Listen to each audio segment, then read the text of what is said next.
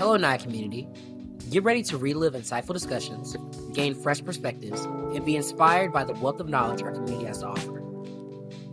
Let's dive into another episode.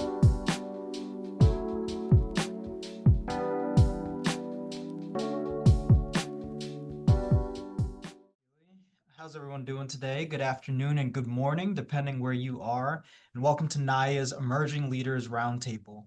It's truly an honor for me to be with such a dynamic and driven community of professionals who represent not only the future of our industry, but the force that will actively shape it. Today's discussion comes at a pivotal time. Our industry is evolving rapidly due to technology, shifting workplace expectations, and new economic realities. From artificial intelligence to data-driven decision-making, the way we work, lead, and grow is being redefined in real time. And in the midst of that transformation, one thing is clear. The next generation of leaders is not waiting on the sidelines. You guys are already here making your mark. You are navigating complex environments, influencing outcomes, and building the skills that will define the future of this industry. That's what makes today's theme so powerful. The Leadership Launchpad, becoming a game changer. Because leadership today isn't just about titles or tenure, it's about mindset, adaptability, and the willingness to step into opportunities presented to you, even before you think you're ready for them. It's about how you think, how you connect, and how you respond to change. More importantly, it's about how you position yourself, not just to succeed within the industry, but to help transform it. At NAAIA, our mission has always been rooted in ensuring that we are not only represented, but prepared, empowered, and equipped to lead at every level. This roundtable is an extension of that commitment. During the conversation today, you will gain insight from those who have navigated their own leadership journeys and have paved their own path to success. You will walk away with practical strategies you can apply immediately, whether you're leading a team, influencing peers, or preparing for your next opportunity. So I encourage you guys to lean in, be present, ask the bold questions, and engage in the chat and share your perspective. At the heart of NAAIA, we have created to be a community, which makes this more than a webinar. It's a space for connection and growth. It's a space unlike any other in the industry, where you are safe to learn and share things that may not be going well, and leveraging this network to troubleshoot the path to recovery or get to the next level. We always ensure your voice absolutely matters here, so please engage in the chat and ask questions. With that, I'm excited to introduce our moderator, Nesha Greenhill, District Sales Manager at Erie Insurance Group, and NAAIA National Emerging Leaders Council member, who will guide us through today's conversation. Nesha, take it away. Thank you so much, Owe, for that warm welcome. I'm so excited to be here to moderate what I know is going to be an enlightening conversation and an insightful conversation. My guest, my friend, because we're just going to have a conversation and let you peek in from the peripheral today. But my friend Paul Spann is here to join me, and we're ready to really just get into it. Paul, it's so good to see you. Hi, Nesha, how are you? I am doing well today. You know what? We only have an hour and a lot that I want to pull and pick out of your brain today. Sure. So, as you're thinking back on the early stages of your career journey and what a journey it's been, what moment or experience first made you to realize that you had leadership potential or a desire for leadership? Can you tell us a little bit more about your journey? Yeah, absolutely. And before I get into that, I'd just like to thank NAIA for the opportunity to be here. I'm thrilled to have this opportunity. NAIA is a very special organization doing remarkable things, and I'm pleased to be a part of it. I would also like to thank the Hanover for allowing me to be here today as well. To answer your question, Nisha, I think I first realized I had a leadership potential long before my career actually began. And I know that's not exactly the question. I'll get to it. For me, it was sports. Sports, I played my entire childhood coming up. I played middle school, grade school, high school, college. On many of those sports teams, I was designated the captain of those teams. Being a captain of those sports teams taught me things like accountability, integrity, work ethic, Absolutely. communication skills, teamwork, perseverance, and the ability to lead by example. So by the time I got to my career stage, I had already realized that I had the potential to be a leader. Now, There was a moment in my career that happened not too long ago that made me want to inquire about my full potential to be a leader. Mhm. That experience came actually just this past September in Philadelphia at the NAAIA conference. Oh, wow. It was I think it was the last day of presentations. There were, and forgive me, I don't remember who the CEOs were, but there were two CEOs on the stage talking with the moderator. At one point during the lecture, the moderator turned to the crowd, which was filled with approximately 1,200 people that looked like myself, and asked the question, can anybody that is a member of a C-suite please stand up?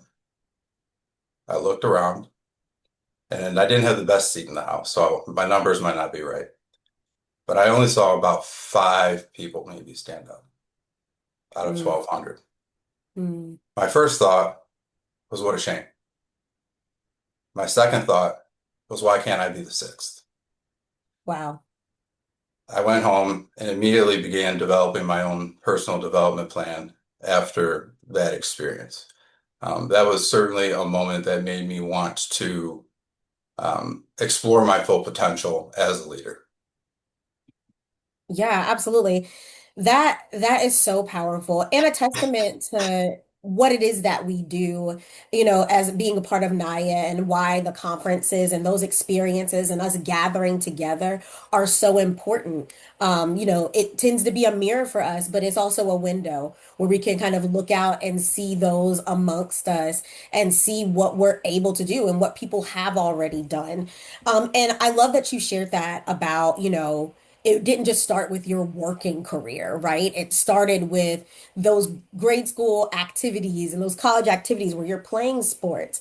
And it's a great segue to this next question about, us as emerging professionals, we feel this pressure to map out our entire career. While, we have those IDPs, those individualized development plans, and we set out and we have this vision of what we think we need to be doing. For you, looking back, what experiences or risk or unexpected opportunities came up that helped to shape your career trajectory? Great question. And I'm going to answer it kind of in two parts. First of all, I think one of the biggest myths that I believed growing up was that adults have it all together and that they have it all figured out. I'm not going to age myself on here, but I've been an adult for a while, and I certainly don't have it all figured out. Mm, But that's absolutely. that's that's a part of life, right? Is figuring it out and learning and adapting the way. And I just want to share some interesting facts that I researched for those of you who feel, for those of you that are with us today that feel like you have to have it all figured out right now. Ray Kroc spent most of his career as a milkshake device salesman. He was 52 years old when he began working as a franchise agent for McDonald's, eventually buying the company 6 years later and growing it into the world's largest fast food chain. Vera Wang was a fashion editor for 17 years. She didn't even enter the fashion industry as a designer until she was 40 years old. Harlan Sanders, also known as the Colonel. After failing at various jobs, he was 62 years old when he began franchising his famous KFC chicken recipe. And lastly, Henry Ford, after several failed business ventures, he was 45 years old when he created the revolutionary Model T, which eventually made him a multi-billionaire. I share those facts just to show that, we need to be patient in this process in becoming a leader. Be patient with yourself, trust the process. Um, the timing is the timing, and the timing is going to work out for you. A story about my life where timing really was everything. And I'll, be a little vulnerable here with some of my, failures, if you will. I did not pass the Michigan bar. I'm an attorney in Michigan, Michigan Staff Council. I did not pass the Michigan bar exam the first time I took it. I did not pass the Michigan bar exam the second time I took it. I did pass the Michigan bar the third time I took it. About 6 months after I passed the bar, I began working at the Hanover. Now, had I passed the bar the first time or the second time, I don't know if that opportunity at the Hanover would have been available. I don't know if that would have been in play for me. I don't know if I would have met the people that I've met And I don't know if I would have, ever heard of NAAIA or be here with you guys today. I don't know if I'd have, the great career that I have if it wasn't for those failures and if it wasn't for the right timing. So I would for the people listening, use that as an example. Your failures don't mean that you're done. It just means it's not right now. Yeah, absolutely. And that was definitely me. Insurance for me is a second career, right out of, and not even related to anything I did in college. Just Yep. a quick story. I went to school and I have an undergraduate degree in pastoral ministry. It's a theology degree. And so when I went from there to a hospitality industry, it seemed like, what are we doing? Where are we going?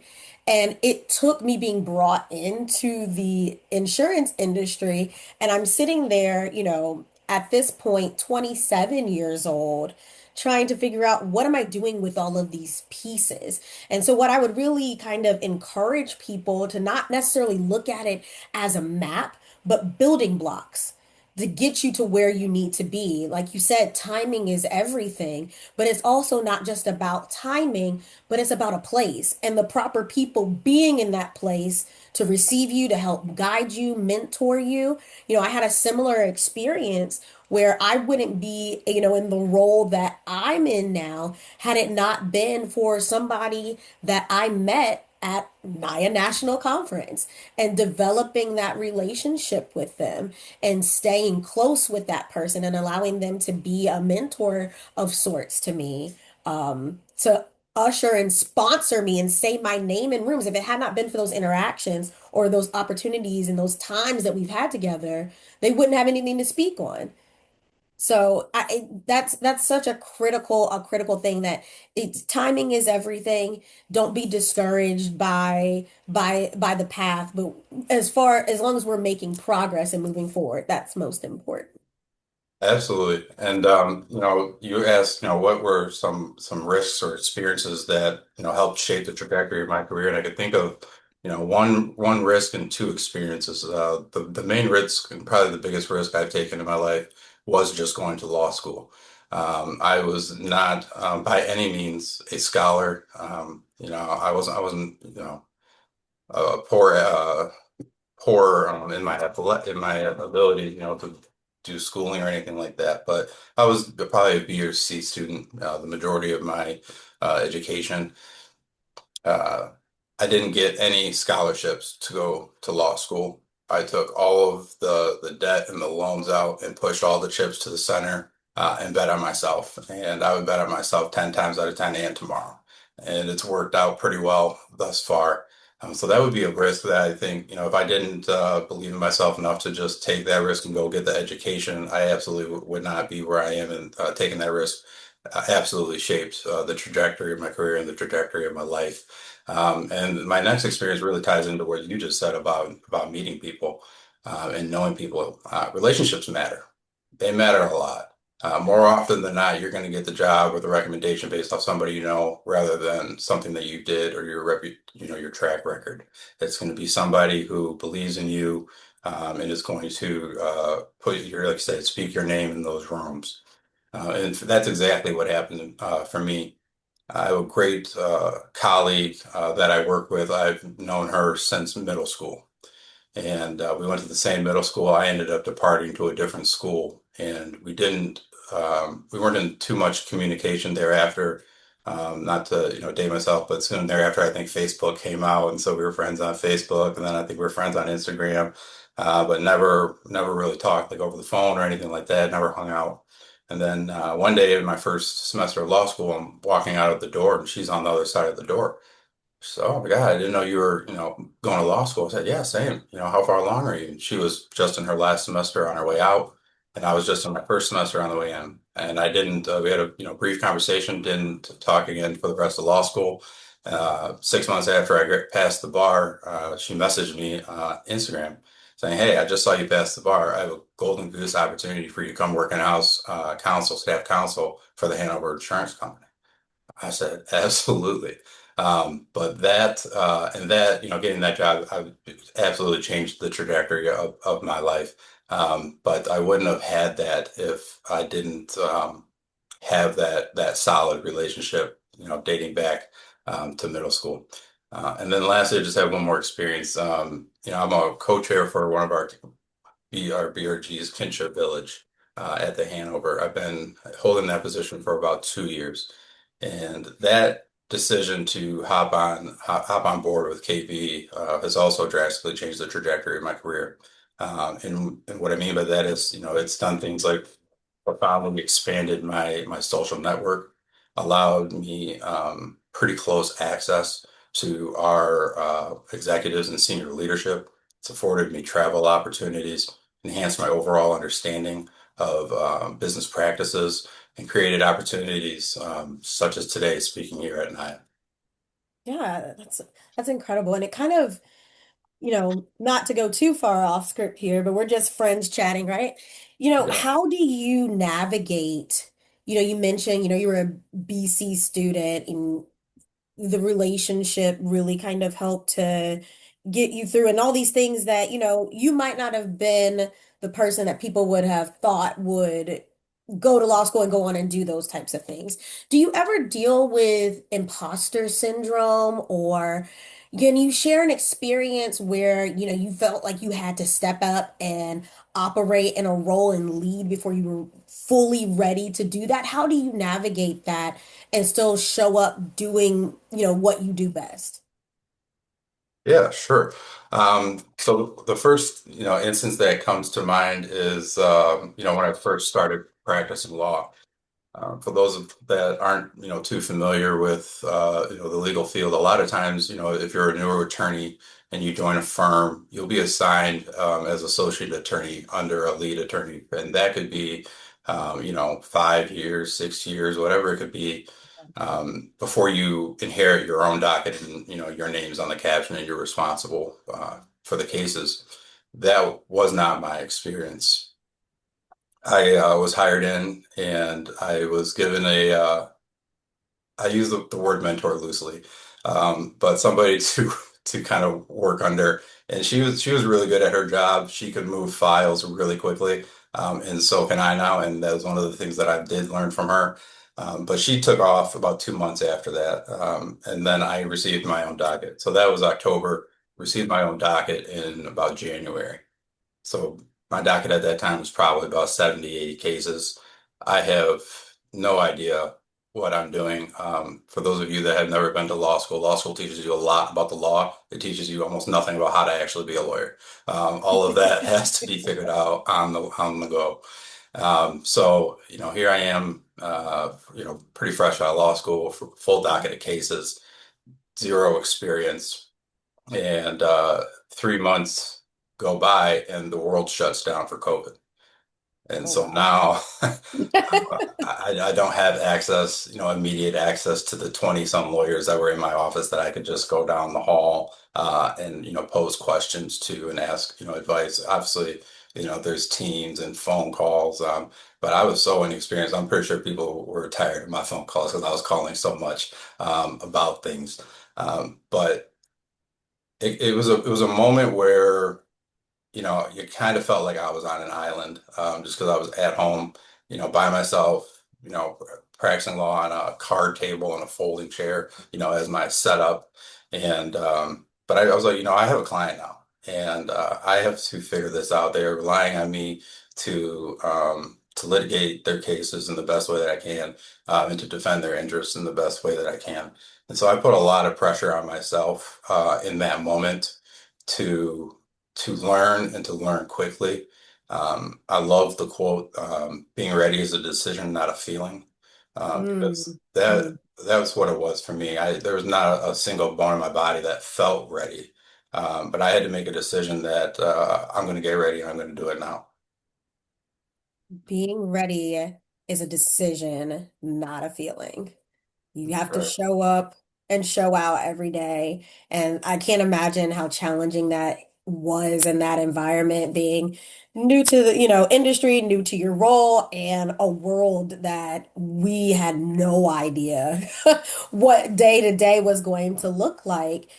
And so, as you were navigating those challenges early in your career, how did you, as time went on and the world started to get back to normal, how did you build credibility within your organization? Because now you have that added, the back end of it where people aren't necessarily able to see you like you can go into the office or they may be aware of the work that you're doing. How are you building credibility amongst your peers or within your organization? And just elaborate on that. I'm really curious, especially with the times that you were emerging in your profession. Sure. Well, it took time. The first, 2 years, I would say 2.5 years, was really just trying to figure it out.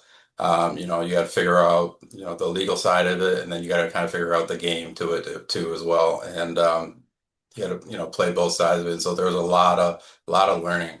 But I think where, by year three and so on, where my credibility started rising was, when the numbers for the metrics started being released, at the end of the month or at the end of every month or at the end of the year.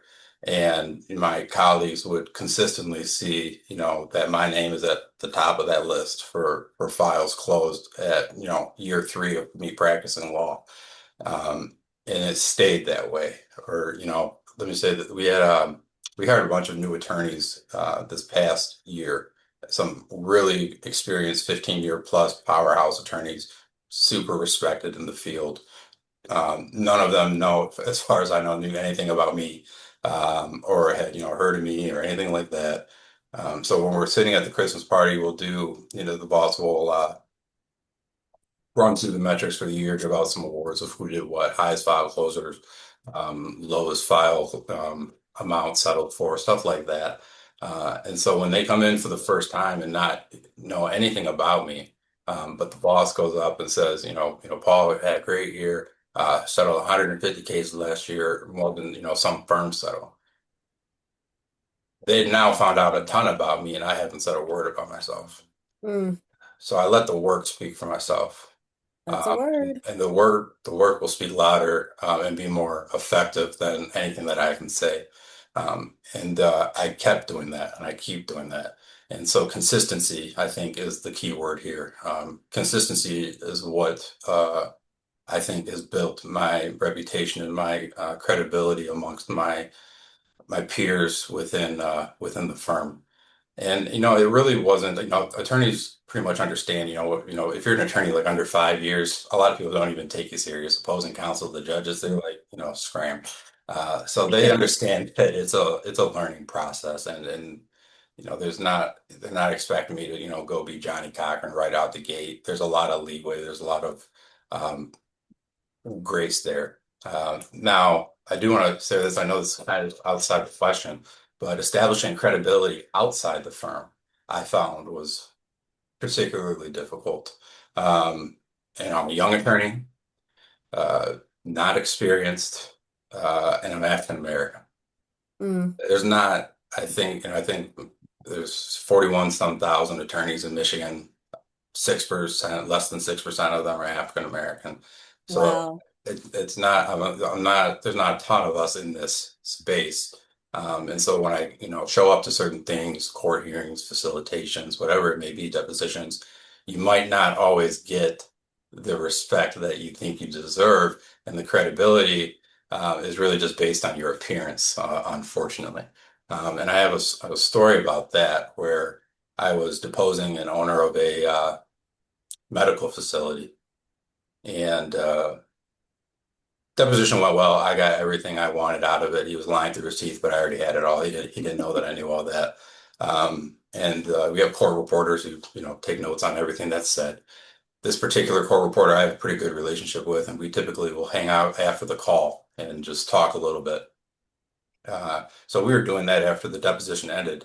Well, this guy was doing his deposition on his phone, and he turned off the camera, but never turned off the actual phone and never left the Zoom hearing. And so he's Amazing. just talking, and she texts me. She goes, "Do you want me to wait and see if he says anything?" I said, "Oh yeah, absolutely. Keep it recording, please." And so she did. And he goes into the next room where all of his staff is at. They're asking him, how did the deposition go? And he's like, "Oh yeah, no, it was fine." And they're so, "Oh, how was the attorney?" He goes, "Oh, he was a good attorney. Black guy. You want a black attorney?" And they all start laughing. And the court reporter texts me. She goes, "You hear that?" I said, "Yeah, I heard it." Um, Wow. And I could have I'll be honest, like, was I bothered? Sure. But that was a very short feeling because the next feeling was, well, I already got him.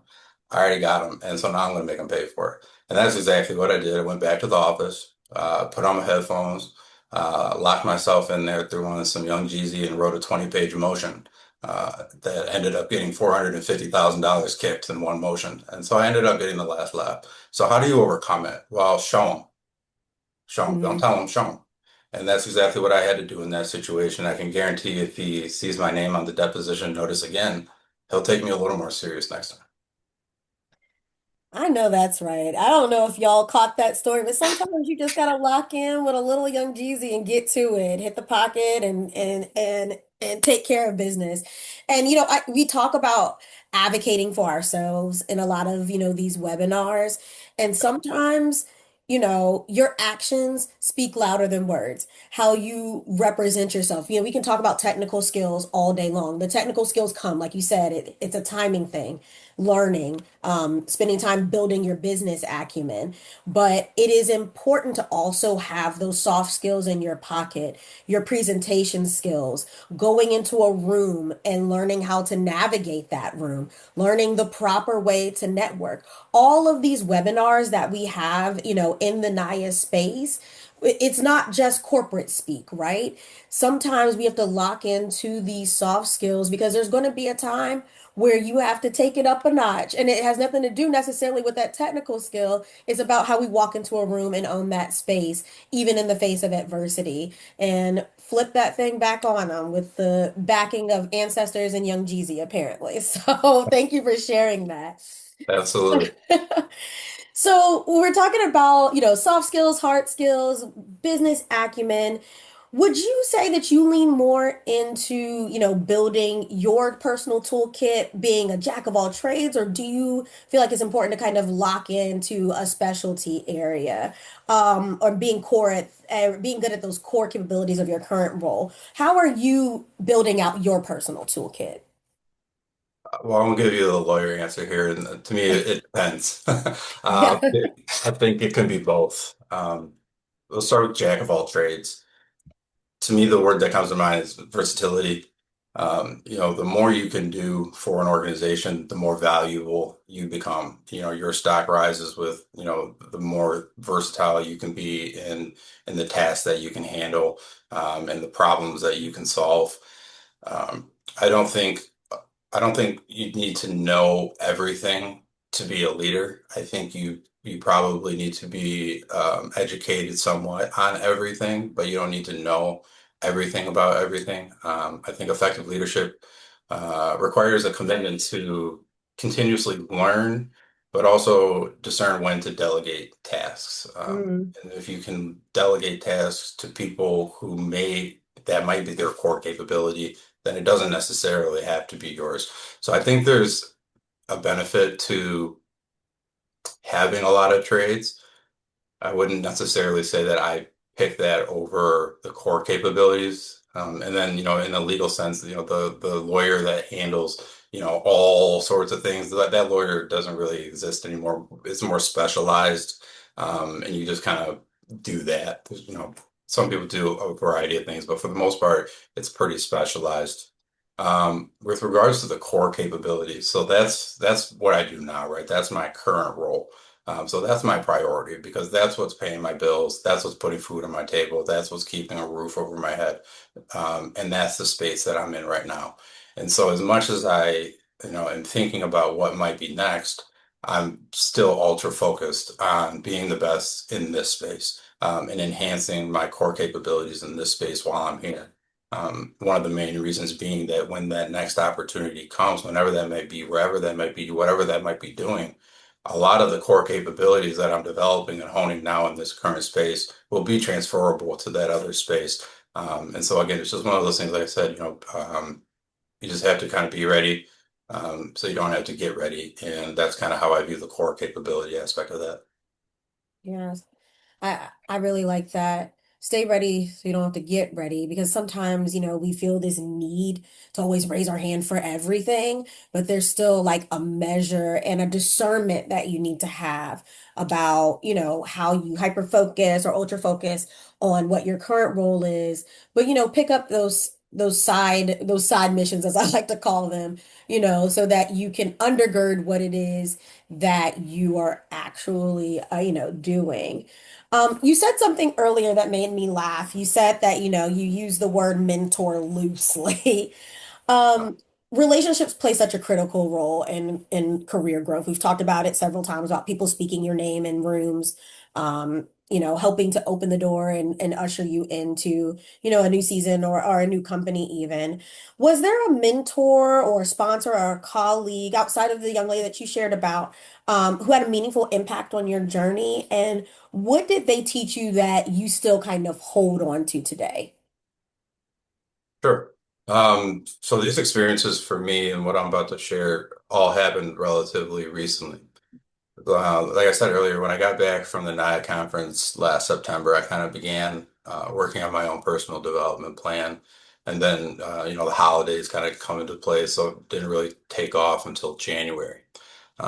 In the All of our BRGs have executive sponsors who support the group and champion our efforts.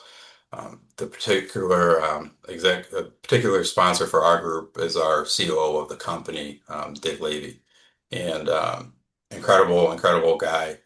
Has fully supported our efforts in everything that we've done and offered his hand at any request that we've made. Um, One of the benefits of KV is, it's allowed me sometimes to be in meetings, with Dick Levy and other executive members as well. But I had one particular meeting where it was just me, him, and Erica Kidder, also the co-chair of Kinship Village. And just kind of an intimate setting. We're talking about things that we're doing, initiatives that are going on. And at some point in the conversation, he had mentioned that he really loved helping people with their professional development. And that just rang a bell in my mind because I was like, he said it to me. I heard him say it. Well, let's see about it. And not in a disrespectful, well, let's check you and see that, but in Right. this could be an opportunity here Mm, type of way. And so I made a pretty bold decision. I don't have, for those people, listening and watching, I don't hold a leadership position in my company. I never have held a leadership position in my company. To my knowledge, I'm not on anybody's leader watch list board. I might be, I don't know. To my knowledge, I'm not. So why would I feel comfortable asking um, the COO for help with my professional development plan? Because I knew I could back it up. That was why. I was very confident in the fact that I was not going to waste this man's time and that it would be worth the time that he invested into me. And that was my mentality. So the meeting ended, and just sent him an email, and just a cold email and a cold call email, and it was just like, hey, in the meeting that we just had, you had mentioned about professional development. I've been working on my own plan for about whatever number of months. Could I get maybe 15, 20 minutes of your time to see what else I could be doing to strengthen this plan and make sure that it works? And almost immediately, I got a response. Absolutely, Paul. This sounds great. So and so will give you my availability. I don't hold the title. Nobody reports to me. I'm not on anybody's radar.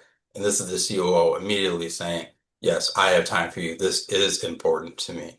For me, actions have always been more important than words. And so when his actions backed up his words, it was a really eye-opening moment to see a COO treat me like that. And so He did. He introduced me to another gentleman, a VP at the company by the name of John Lyons, who has been mentoring me. And John's been terrific. John has introduced me to um, probably no less than 15 or 20 other VPs, AVPs in the company, who I'm currently meeting with on a regular basis, is trying to learn and build my business acumen and educate myself as much as I can in areas that I'm not, too fluent in. He's been providing me with literature, to enhance my business acumen, and been willing to meet with me, on a monthly basis. And there's a bunch of other people, Demetrius Johnson, Seth Hollis, others who I've met with who have just been absolutely welcoming to me, and really genuinely invested in what I want to do, and how I was thinking about doing it. Now, the impact, I guess the second part of the question, the impact, well, I felt empowered by their interests, to have people that don't owe me anything invest in me and actually care, just on their own free will. I thought was really special and really important to me. I also just felt confident again to do like I did in law school and put all my chips in the center and bet on myself. I was like, these people, aren't brushing me off, and they're, pretty welcoming, and they can see, the transferable skills and the people skills and all this stuff that work. And they can believe in me, then I have to believe in myself. And lastly, I'll just say, I think that everybody that I've met with has led by example, and they really showed me and have continued to show me, what true leaders are supposed to be like. And, when you are a leader, it's not just about growing yourself and developing yourself. It is about growing and pulling up the others around you, and that's exactly what the mentors and people at the Hanover have been doing for me. That's incredible that somebody that you reached out to for mentorship introduced you to a mentor and it opened up a whole treasure trove of people that became resources to you. And, it comes from you having the confidence to, pursue that. You might not have all the answers or have the skill set, but you knew, like you said, that you weren't going to waste somebody's time. And, I had a similar experience as well. My background in insurance was in claims. I'm in sales now. And I was, afraid to kind of ask about how to get into this path and how to do this. And so I'm interviewing, and the night before the interview, that classic interview question, why should we choose you? Why should you? And I literally, in that moment, didn't really have an answer until I was in front of people. And I said, "You're the person that you want. I'm the person that you want to have in front of your agents." I don't know where I got the boldness to say that, but I just said it. And I think it caught them off guard because I didn't have a technical answer. I didn't have any of that prepared. I said, "You want me in front of your agents." And I think that that piqued a curiosity in people that maybe this girl has something, about her that we can kind of develop. And you reaching out and having the boldness to reach out to the COO, what would you say to somebody? And this is not in anything of our pre-work, y'all. We're off script, right? What would you say to somebody who is like, Paul, this sounds great, but I'm not that confident. How can I switch this mindset from what I'm able to do to and what I have in my toolkit now to go and pursue, these mentors or things like that? What would you say to somebody that's having a hard time with that mindset, a confidence mindset? Um, Confidence, I think, has to come from within. And I could, kind of touch on this later on, but you have to believe in yourself, and you have to decide for yourself that you are a leader and that it is your time to lead. You can't sit around and wait for somebody to do it for you, to make that decision for you. You don't have to go to a C-suite member of your corporation. The only reason I did was because I had been working closely with ours for 2 years. I had been in meetings with him for 2 years. We'd worked on several initiatives together, been in small meetings together. So I had enough. The relationship, the foundation was there for me to be able to ask that question. I really do credit KV with that, but I don't think, you have to go straight to, um, senior leadership for this. Go to your manager, or if there's just somebody else who might not be, an executive, in an executive position, but also somebody who you want to learn from.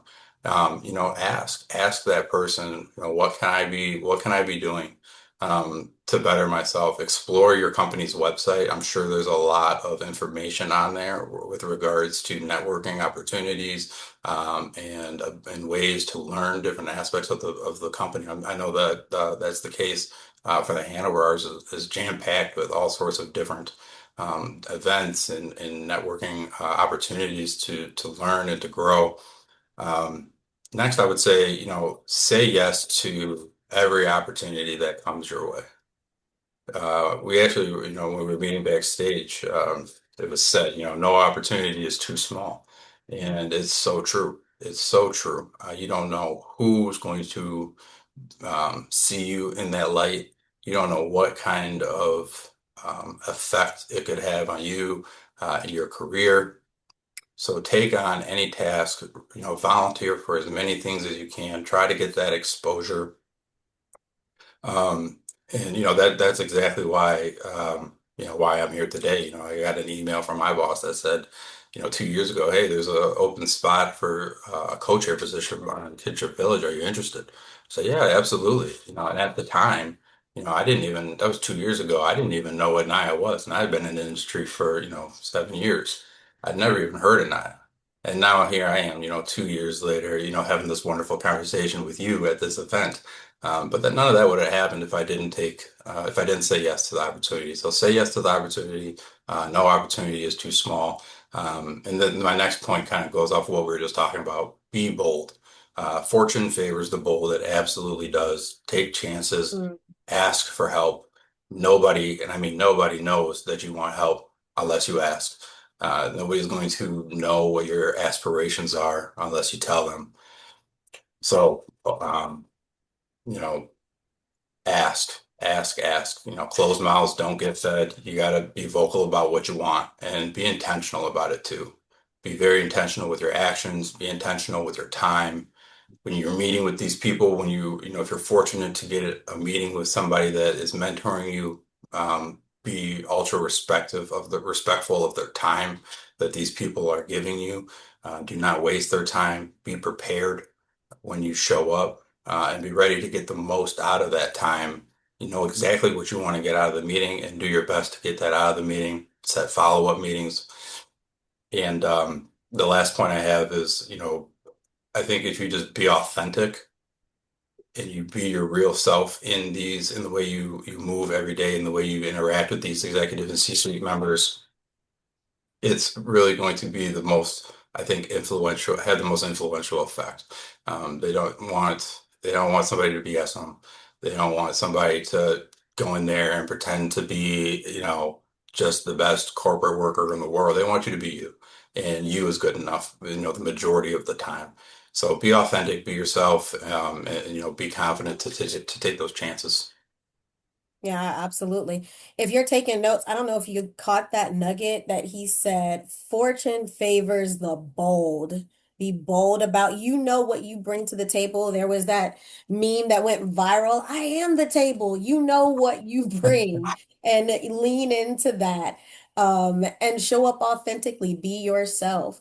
I know we're coming up on time and there's going to be Q&A from the audience. So I just one last thing, as you look ahead to the next decade of the insurance industry, what leadership qualities and skills do you feel like will be most valuable for emerging professionals to to be a game changer, to even future-proof their career? What do we need to start doing today to take us into the future? That's a great question. I'll say a couple things. We're in an era where technology is super prevalent, right? And AI and all this stuff is automating everything, doing a lot of things, and doing a lot of the thinking for us and whatnot. I would say this would be a great time and you touched on it earlier, Nisha, this would be a great time to double down on your people skills. I think future leaders, are like AI is going to be able to do a lot of it, but there's also the human component to it. And you have to be able to still talk to people. You have to be able to relate to people. You have to be, AI, as great as it is, AI is not going to be able to tell, when your coworker's down and maybe need somebody to talk to. AI can't manage, office morale. AI is not going to invite you to networking events or offer to help with your professional development plan. Right. AI doesn't have a conscience or a lived experience. In my world, AI is, being used to a certain extent. But, it can't go into a deposition and look at the demeanor of the person being deposed and just and make a gut decision on whether they're telling the truth or not. Or, look at AI can't look a jury in the eye, in closing arguments and speak with conviction and try to touch their moral compass. So you still have to have those people skills. I think if we focus on that, we'll be in good shape. And I saw a quote that I really liked that said, yeah, I don't think we need to outcompute AI. I think we need to outhuman it. And I really, really like that quote because I mean we can't compete with AI on a thinking Right. basis. It's not realistic, but we can compete on a human basis, and there's still a need for that human basis. And to follow off on that, I would just say retain and enhance your cognitive independence. Use AI as a tool, not a crutch.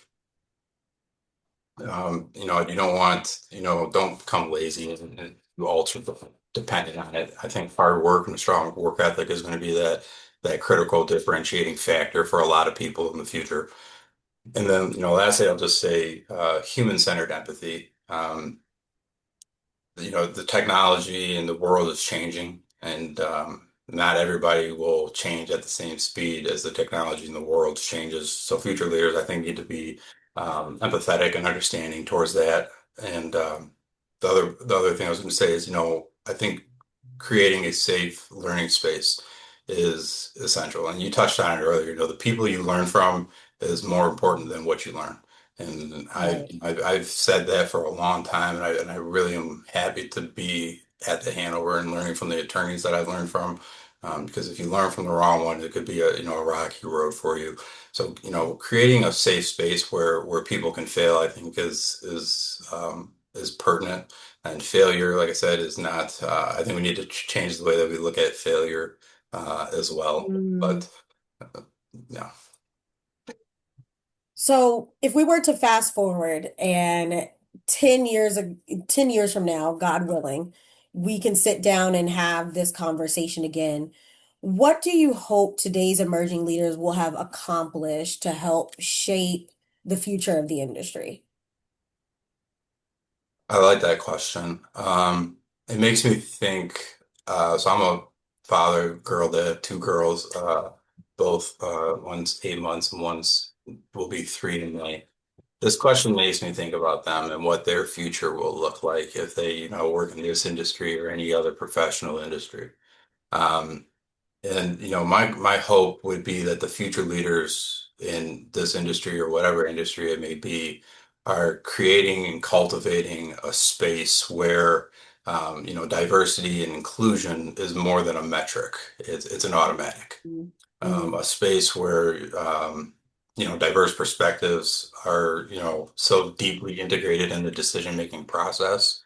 Um, that it just happens and you don't need an initiative to make it happen. I think that would be my goal and my hope for the industry and for what future leaders could do. That's awesome. That's absolutely amazing.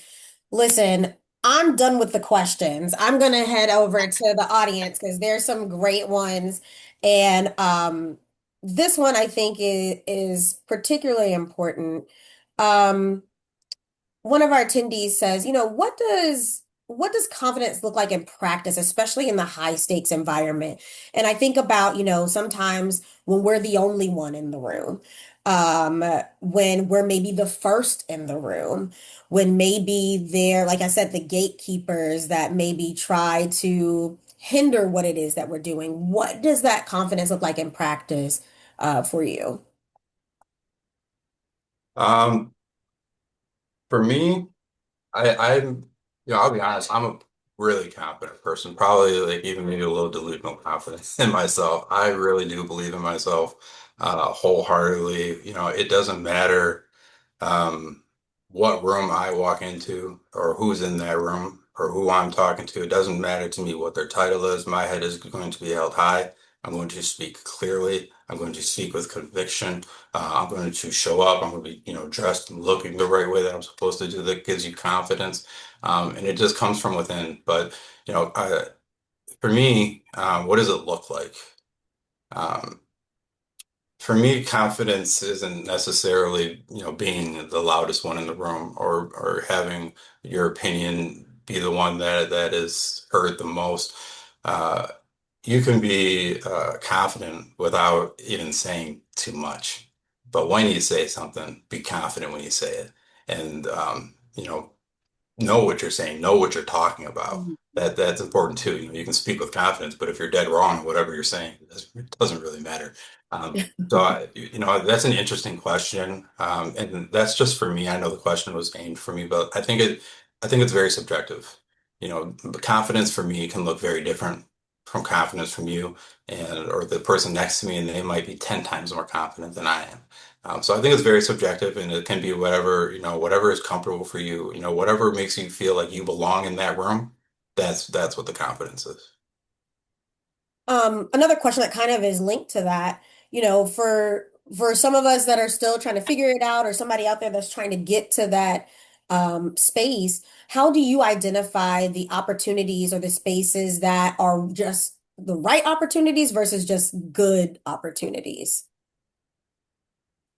That's a good question. I guess my answer would be two-part. For me, the people, uh, what you just said, who you're learning from matters and who you're around matters.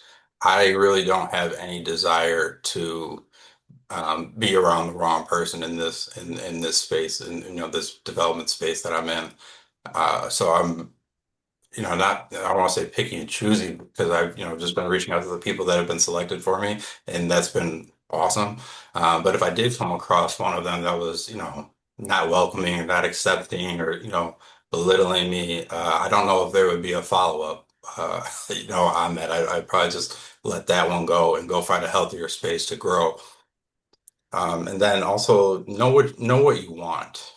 So if does it make sense for you to go into that space? Does it align with your goals? Does it align with the timeline that you have for your goals? Are there processes and things in place in that space that can help you get there? Um, I think that's pretty important as well. Awesome, awesome. Man, we're running up on time. I don't know if we have time to sneak another one or if Keely's gonna come boot me off the stage. Um, but just one last question, and you kind of touched on this, but how do you know when it's time to advocate for yourself or to continue building in your role? You talked about kind of, making sure that it aligns. Can you elaborate just a little bit on that? Well, I think you should always advocate for yourself all the time, especially members of our community. We're often not advocated for, the way some of our colleagues may be. And it is your responsibility. You have to be your biggest advocate. So in terms of when, always, that would be my answer. At every opportunity that you can get, and advocation looks, different. You can advocate for yourself, by the way you interact in a meeting. You can advocate for yourself by volunteering for, speaking opportunities or whatever the case may be. But I think it's important until you get to where you want to go to be your biggest supporter and to always advocate for yourself. Awesome, awesome. I think we might have time for one more question. As So, you're advocating for yourself, how do you or how have you protected your work so it does speak for you and you don't get sidelined by the gatekeepers that may take your ideas and run or, share their ideas as their own or may use it to stall you? How have you protected your work? got it. So I think in my in my work, as an attorney, I don't really think that there's much for me to protect in terms of, people taking my ideas. If anything, it's kind of the opposite. If I write a great motion that wins in court, I go share it with all the team so they can go file the same motion and win it again, and vice versa.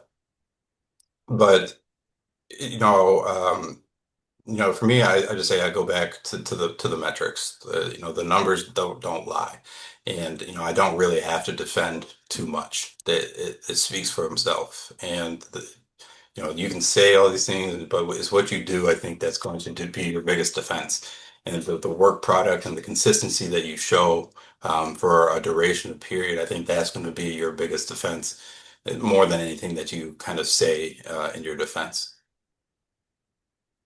That's a great. Awesome. Awesome. Awesome. I really appreciate everyone adding to the conversation, the questions from the audience. It's been an absolutely incredible opportunity and event. And I will now hand it over to Akili to end out this moment. But I appreciate talking with you today, Paul, and can't wait to do it again. Been an absolute pleasure. Thank you. Absolutely, guys. Thank you to our guest moderator and panelists, Nesha and Paul. We value both of your time and your commitment to NAAIA.